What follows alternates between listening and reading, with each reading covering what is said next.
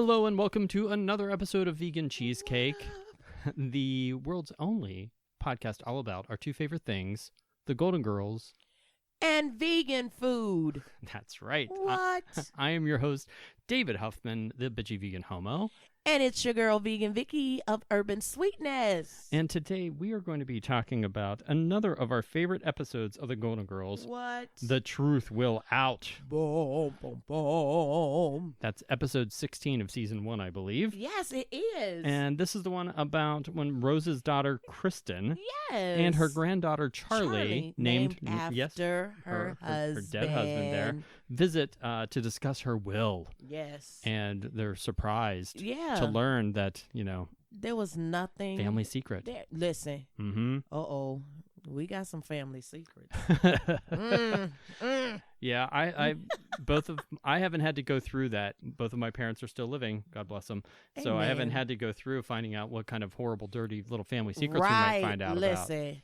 Yeah. And when my parents passed, there was nothing crazy. No? Nah. Nothing well, that's came good. out. You don't want it to be crazy. What? No, but you know what? I don't even, we gonna air dirty stuff. I could say some stuff about my sister's stepmother, but that's a whole nother issue. Well, that's what always happens. There's That always heifer, one of those. I'm gonna say it, that heifer. And if you listening, you heifer. I think we need to start the official Vegan Vicky heifer list. Come on. I love that. Oh yeah, we putting that on there. All my heifers. Mm-hmm. And that's not a list you want to be on. No, you don't. No. I'm just letting you know. Don't get on my heifer list. Don't get on my heifer list. There we go. There All right. it is. So, and then the subplot to this one involves, it's barely a subplot. It was kind of like. It's just Blanche obsessing over some local murder case. Yes. Yeah. Like before the ID channel came, you were just you were glued to the newspaper. Yep. She just kept checking that. That's it. But the main plot is all about Rose and her daughter, and of course the big secret and the is estate. The estate, yes. I said, she just thought fancy. she had 7 figures. Yeah, the way super fancy. Yeah, because all those insurance agents just make a fortune. Listen, if there's door-to-door sales. Yeah, if there's one thing you know about, it's just how obscenely wealthy. Yes, a door-to-door salesman can be. Her first clue should have been, I don't know, maybe she never played that board game Life. Did you ever play Life growing up? I've never played Life. Oh, okay. Well, when you play Life, you get a profession. Yeah. And the best one is to be a doctor. Right, of course. The next one is to be a lawyer. Okay. I don't even recall insurance salesman being on there. Not there. So, yeah. So it was pretty low down the list. So that should have been her first clue. No shade to the insurance salespeople. I'm just saying. But back in the you day, don't expect them right. to be obscenely wealthy people. Right. Like she was led to believe. Thought, yeah. And she starts accusing her mother of she said, you swindled the money. Yeah. How could you do that? Bad, and Rose lies to her and says bad investments. And I don't know. I just got greedy. She was just trying to shield her dead husband's memory. So her daughter wouldn't think that her father was a loser. And but that's, yeah, well, it's nice, but listen, if I would have came to my mom like that, talking like that, it wouldn't have been nice at all. No. I'm just saying. Yeah, she was a little. But this is another episode where we have, almost every one of these episodes from season 1 is about family members visiting. Yes. There's so many of these episodes. Yeah, there were Yeah, it's either a brother or not brothers, sisters visit. Of course, Stan come back. Stan's coming back. Listen, Stan is the man. Not big, really, but Big Daddy. That's my boy right there. Come on, Big Daddy. Come on through. Yes. But we were discussing that before we started recording, the delicious dessert treat that Rose is making for her daughter because it's her favorite. The walking high blood pressure and diabetes. Delicious treat, which is, I think it's a maple syrup, honey, brown sugar, molasses, Rice Krispies log. Log. It's a log. It's not a roll. It's a log. Then Dorothy says, a snack you can panel your den with. That's what she said. She said it's so sweet. She said, I usually put flour in it, but it just makes it too dense. Really? Okay. But think of how sticky that would have to be. Oh, my God. Sticky? I mean, because there's nothing there other than, to make it not sticky. It would just be the stickiest thing on earth. It would be almost vegan if you took the honey out, if you swapped it out with agave nectar. Right. I sort of want to try to make one just to see how disgusting it would be. We have to do it together, though. And then just try to roll it. I don't want to eat it. No. Oh, No. But you know what? Wouldn't it be hilarious if it was like delicious? Amazingly delicious. I meant to look up to see if it's a real thing. If there's anyone actually listening from, that would be so. Oh my God, if Wisconsin, right? Yeah, right. That where it supposedly was popular. Goodness, I wonder if it's a real thing. So hilarious. But of course, whenever Kristen shows up, she brings nice presents for Dorothy and for Rose. Oh, you didn't have to do that. But she did. And, of course, it was the same disgusting log. And she said, it's so popular in Minnesota. Everybody loves it. Mm-hmm. Who wouldn't want? Yeah, Minnesota. I said Wisconsin, didn't I? It's Minnesota. And I agree with you. Yeah, yeah. See, that's what I do. I'm gonna stick with you, no matter. Because if you say with authority, people are gonna think you know what you're talking about. Listen. If there's one thing I've learned, that's why no one listens to me. Mm-hmm. And I do that, and people they're like, "Really?" I'm like, "Yeah." Yeah. And I'm lying. I follow you wherever you go. Right. Mm-hmm. What, is it a real thing? Vicki is, of course, on her phone. No, wait a minute. It just says a Golden Girls cookbook is headed your way, and it had this. Yeah, someone else had told me there's going to be a Golden Girls cookbook coming out. Yeah. And we'll have to get that, and we'll have to we'll have to veganize all those recipes. I got excited for it. We'll do one a week. Like, oh my God, it's right here. Well, it probably will be in there. Look at the picture. Yeah, is it everybody, adorable? You have to pull this up. I like just a crispy chocolate. I like that you do know that we're on an audio medium here. I did so say you pull can't it up, say, didn't I? but you also said look at it. But people can't look at it. I did. I was hoping people might be driving in their cars listening to this, and I was hoping you would not catch that because I did think that in my head. I said, okay, they can't look at this, but I was gonna play it off like I was telling you to look at. Oh, I see.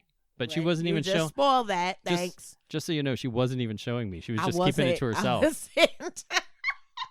Yeah. You're just ruining everything today. I'm just keeping it real. Okay. You're gonna end up on my heifer list at this. Uh-oh.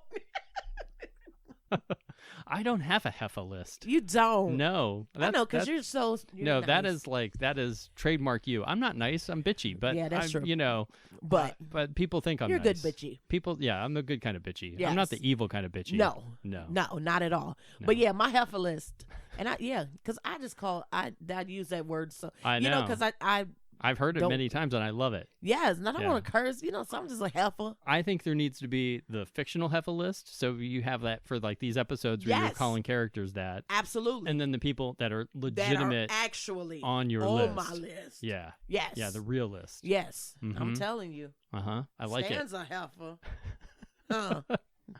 So there's the male heifer list. Yes, as well. Absolutely. All right. It's universal. Oh. That word is universal. I like it. It can go, all kind of ways. Yeah. So, hey.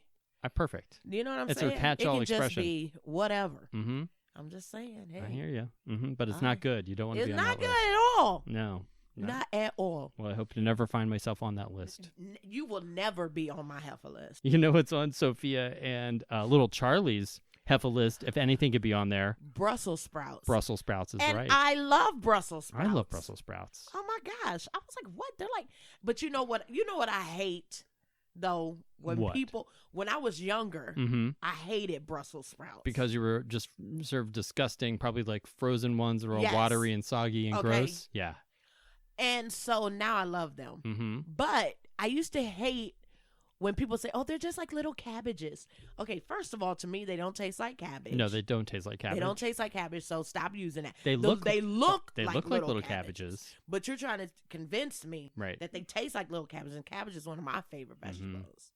And they don't taste the same. They don't taste like. They don't. No. But they do have their own deliciousness. I love them roasted. Yeah. What's your favorite way to do them? I like roasted. I like to cut them up. Olive oil, little salt, pepper, roast them, and then I like putting balsamic vinegar and crispy onions. Oh, nice! Yeah, I'm plain Jane with them. I love it. But then you know what I like, and people may say, but I love even my broccoli and stuff. I like it when it's kind of scorched. Yeah. I love You got to get a little char on it. Yeah. So when the little leaves that come apart from it, when they get like almost like kind of blackish, and get crunchy. I'm in heaven. I always either roast them or I also, just in a cast iron skillet on the stovetop, they cook up real nice on that. You get a really nice char. Nice. Yeah, it's really good. Yeah. And I've sauteed them sometimes, but I'm about to try that with my cast iron. I recommend it. I did something with like an agave glaze on them. No, you didn't? Oh, I did. And it was with delicious. With a little sweetness? Yeah, it was delicious. What? Your sweetness is my weakness. Yeah, well. Yes. You're one of the few people that thinks I'm sweet. Hey. Although I am the peddler of a lot of sweet treats. Yes, you are. Yeah. But that would be so good. A little guy like that. It's really good. So you all have to tell us what's your favorite vegetable. But what else do you like? Or, well, do you have a vegetable that, like Sophia said, throw that in my purse with mine? No, there's the only vegetables I eat. All the vegetables, I love them all. There's only a few things in the vegetable kingdom that I'm not like crazy about. Like I think I've mentioned, I don't really like peaches. I just don't like the flavor of peach. But I'll eat it. I would never be like throw it in Sophia's purse. Right. But it's just not my favorite thing. That's all. Okay. And celery, I guess, is probably my other one. Right. Yeah, I'm not a celery person unless it's weren't you dressing. The one? And you hate rhubarb, right? Oh, yeah, I don't do rhubarb. So rhubarb would be going in Sophia's purse. That's going in the purse. I think that's going to be our new expression. Throw it in Sophia's purse. Yeah, it's going in the purse. It's going in the purse. Yeah, no, I'm not a rhubarb fan at all. Yeah. And it's just, I can't even describe the... Again, your face is saying I so much, say, but this is a verbal medium. My face is scrunched up. Yeah, I can't. Yeah, I don't do rhubarb. Well, the thing about rhubarb, the people that like rhubarb, it's like rhubarb's always with something else. Right. So it's like no one's just eating rhubarb. No. It's like, oh, I like a strawberry rhubarb pie. Right. So why don't you just have a strawberry pie? Exactly. Because it's not like, the rhubarb's just filler. It is. No, we're not doing that. Yeah. And then it's just like, no. It's not the best. And I'm going to tell you what happened. And it kind of almost ruined my whole thing with strawberries. Oh. Because I thought it was just like strawberry pie. Uh-huh. Oh. Bit into that sucker. And I was like, the strawberries rancid. What's happened here? What is going on? Why does it taste sour? Yeah. So, and they were like, oh, that's rhubarb. Mm-hmm. What is black people don't eat rhubarb? I'm just saying. I mean, some of y'all, man, I don't. I'm just saying. I don't know. No, I love when you make blanket cultural statements. I'm just saying. Mm-hmm. We keep it real out here. If I said that, I would be. I know, and then I would internet, defend you. I'd be like, if y'all don't leave him alone, and I got my head shaking, the neck is going with my arms out. That's true. I'm just saying, mm-hmm. Y'all better leave him alone. Yeah, I didn't even say it. I know you didn't. It's okay. I got your back. But yeah, I do not. Rhubarb is not a. No. Yeah, it almost took me away. I didn't eat strawberries for a long time because you were tricked. I was traumatized. Well, I was tricked as a small little boy by my grandma, who handed me a tomato and told me that I think it was literally like 3 years old, and she said, "Oh no, you can just eat it. It's like an apple." No.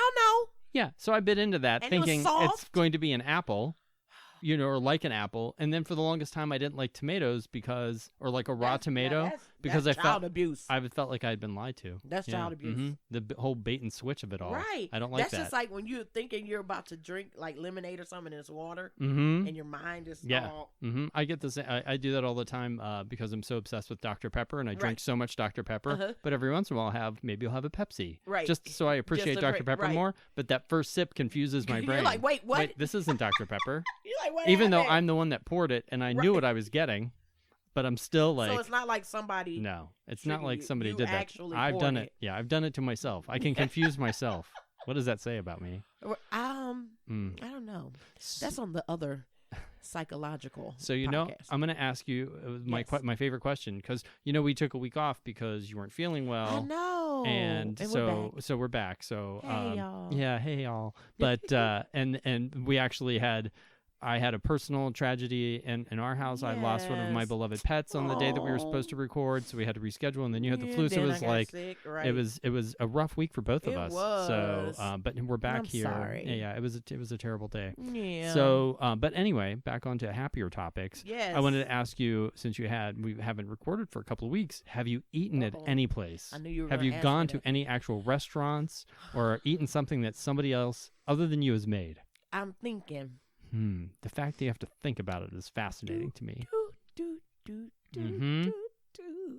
I can't say that I have. No? All right. But I am getting better at that because I do have a list of places. Okay. Well, we actually have to go to those places. I know. To check them off that list. Yes. Having that's what the I'm list doing. Having the list isn't helping you. I know, but I'm getting. Yeah, you see how he is just cutting me down at every possible. Well, no, I know. Now I know this is gonna air after your thing at the Birch Cafe, well, right? But and there's other people there, and then on Monday you have this I'll be at this will be in the past from when people were hearing this, right. But it'd be at the Rocket Mortgage Fieldhouse with the Taste of Black Cleveland, where 20 plus, I think it's like 23 or 24 chefs that'll be there. So.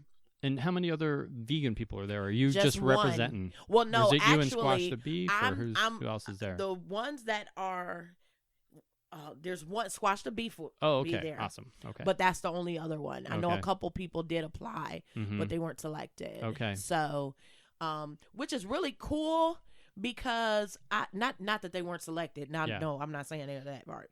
What I'm saying is what is really cool is that having another vegan vendor there is awesome because it's like, being able to pave the way for other people is, right. When they see that it's cool. popular and the people like the food, and next time they won't just have two of you, maybe they'll have exactly more. So I'm very excited to have been able and to kind of open that door for others to come in. So you've got a lot going on then coming up this weekend. So I do. And the month of February is really, this whole month is doing busy. It's doing, we getting generating some stuff coming up. Excellent. So, yeah. So I'm excited about it. Very cool. So yeah, and then have you been testing any new recipes for getting ready for these events? Have you been cooking? I know you've been working on your chicken. Yes. Your vegan oh my chicken. gosh, and I have to tell you. All right, tell me. I'm going to bring you some. All right, I'll eat but it. That chicken recipe that I have been working on, I think I got it. Like, no lie. All right.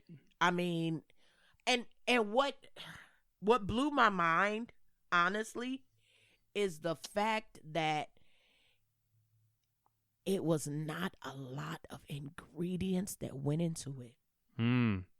Well, that's because and I started laughing to myself, and I thought about you because I was like, they go that 3-item rule. I thought about the 3-item rule. Keep it simple. Keep it simple. And, I've done this. I'm like, okay, I got to add this. Let me add this. Let me try this. I want to add a little bit of this. Let me try this. Let me try this. But this one, I said, you know what?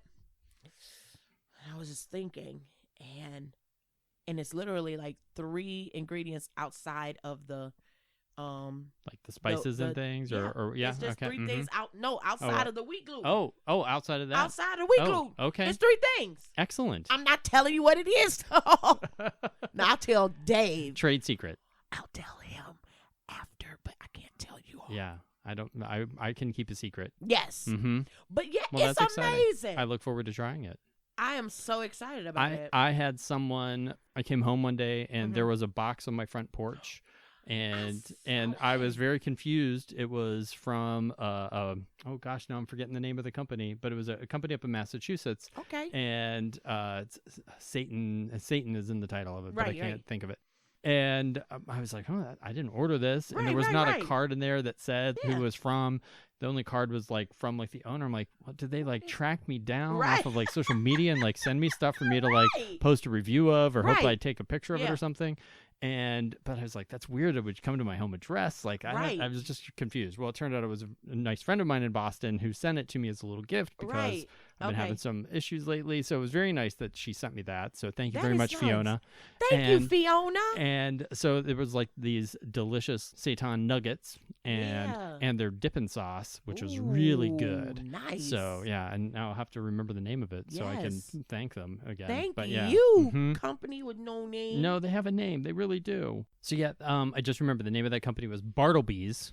Bartleby's Seitan stand. All right. Hi, Bartleby's. And yeah, up in, I think it must be in Boston because that's where Fiona is. And it was good, but their nuggets weren't like chickeny. Like, you know what I mean? They were just like these Seitan-y kind of nuggets. Yeah. They're big and substantial nuggets. Nice. So they were yummy. That came in handy. I Hey, had that for my Bartleby's. dinner. Hey, Fiona. It was. Call me if you need my address. I'm just saying, sis. It was nice to have those as a break from eating all the pancakes I've been eating. Oh, pancakes! Your pancakes are looking awesome. I've been eating a lot of pancakes because I'm obsessed with pancakes. And pancakes are awesome. February 25th is National Pancake Day, but I don't think that's enough. I think you need. A daily reminder of the goodness and greatness of pancakes. But I have been eating a lot of pancakes. That's okay. That is okay. It's okay.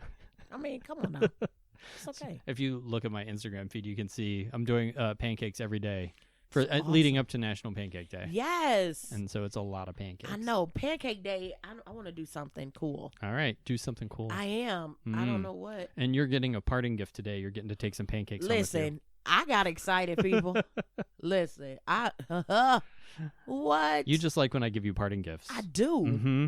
And I'm going to give you your parting gifts. I'm going to make a maple syrup, honey, brown sugar, molasses, Crispy Slog for you. Yeah. I'm going to say, you know what? I'm so sorry I have to go right now. I have to go right now. Thank you so much for your time. Oh.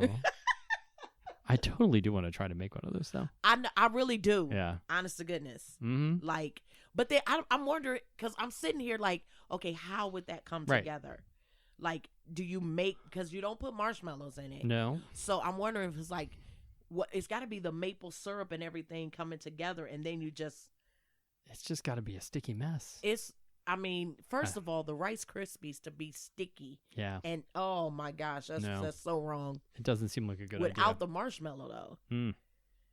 Oh. Were there any other lines or hilarious things from this episode that you loved that you can recall? Yes. All right. What was your favorite? You know, I got to go to my girl Blanche. Yeah. When she was trying to talk about how George never asked her for anything. Oh.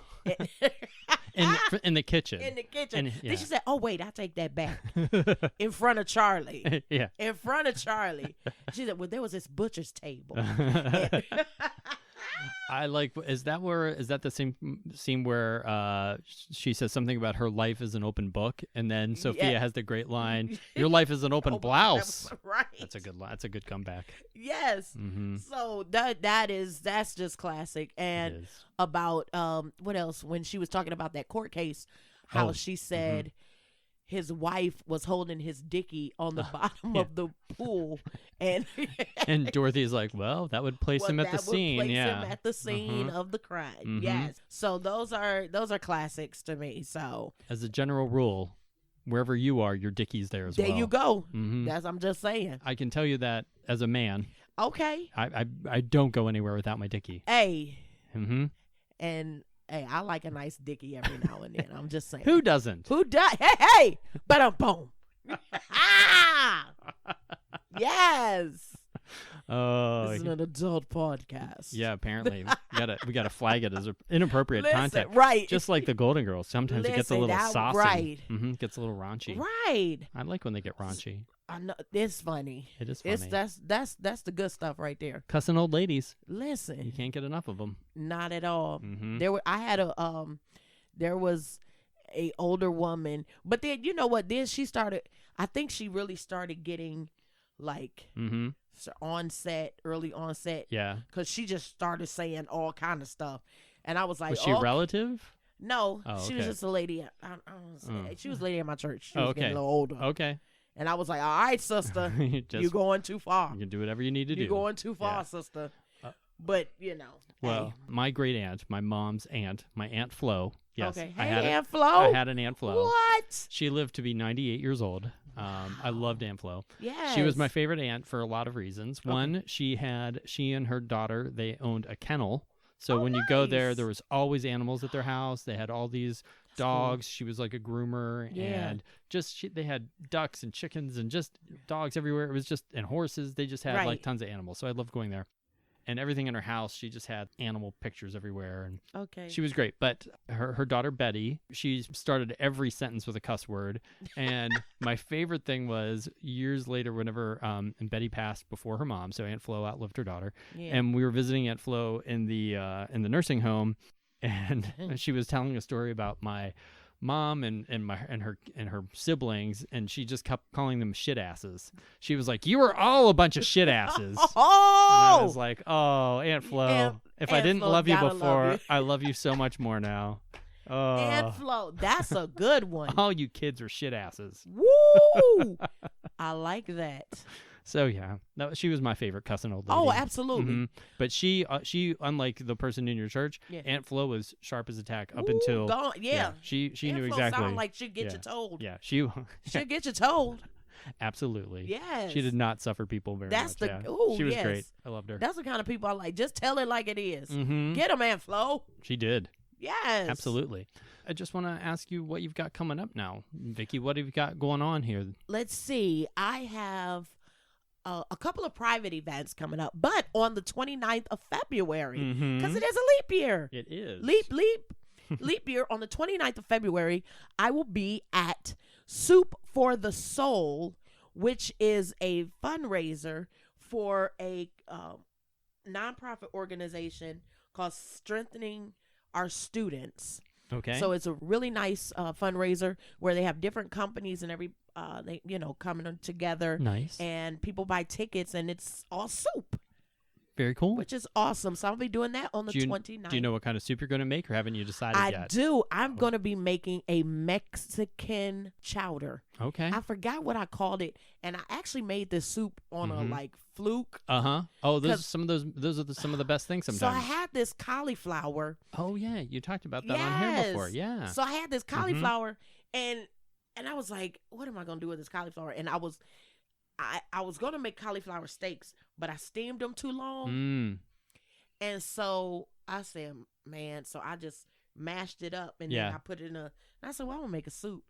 And it was so good. Yeah. So, and then I just added some cumin and all kind of stuff to it. So it was really good. So I'm making that. Excellent. And so it's a really good organization.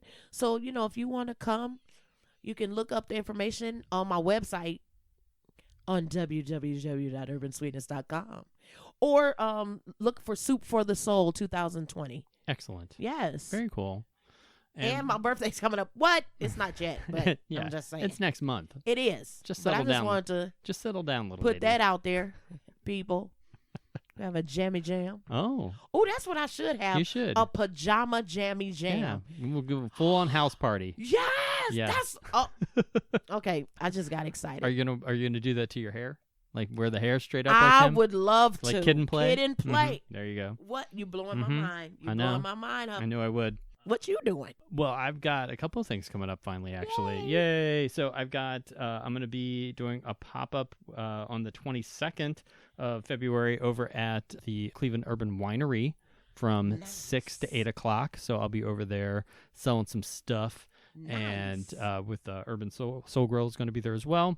And it's mostly going to be, I'm going to have my brownies, of course, and cookies, and I don't know what else. I might do something that that I've never done before. That's for awesome. them. It will be awesome. And then I've got in March, I've got a couple of things coming up, including I'm going to be part of the Cleveland Chocolate Festival. Yeah, I'll be there with you. And you're going to be helping me. I'm excited. And the that's 14th. That's March 14th. So you can go, I think it's clevelandchocolatefestival.com or Cleveland Chocolate Fest. It's on my website too, under the upcoming events. And you can buy tickets for that. You can buy a couple of different ticket options. One includes booze. One does not include booze. And you do get a bunch of different samples with that. Not all of the vendors are vegan, but there are at least, I think, 3 vegan vendors. Nice. So that's fun. That's cool. And if you're vegan and you're there and you need more samples from me, I'll give you a couple of samples of brownies because it's not fair. He may. I may not. No, I'm just playing. You're gonna have to be extra nice to Vicki. There you go. So that's don't end up what's on going my heifer list. Oh no, don't do that. And so, yeah, you can find all that information on bitchyveganhomo.com or follow me on social media at bitchyveganhomo on everywhere except for Facebook, which is BVH Show. And then the podcast, you can follow the podcast on Instagram at Vegan Cheesecake Pod, on Twitter, Vegan Cheese Pod, and then on Facebook, Vegan Cheesecake. Yes. Just to make it as complicated as possible. Absolutely. Because that's what we want to do. Find us. We're worth hunting. Yeah, we are. Oh, and you can look for me, urban_sweetness, Instagram, Facebook, Twitter, and my website. Every Tuesday, Thursday, new recipes. Awesome. Boop, boop. And on that happy little note, Vicki, thank you for being my friend. Thank you for being a friend. Bye.